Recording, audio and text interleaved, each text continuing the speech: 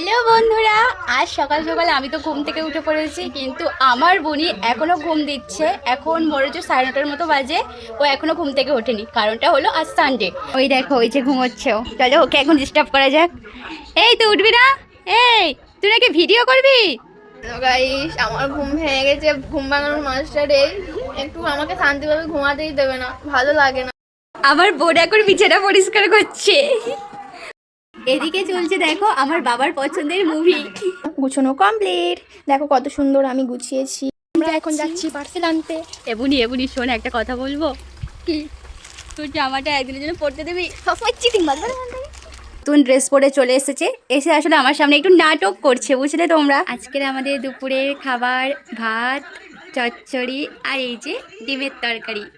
খাবার সাথে সাথে আমরা দেখছি জিদ্দার মুভি। আজ ভিডিওটা এই পর্যন্ত, দেখা হচ্ছে আমার নেক্সট ভিডিওতে। Bye bye.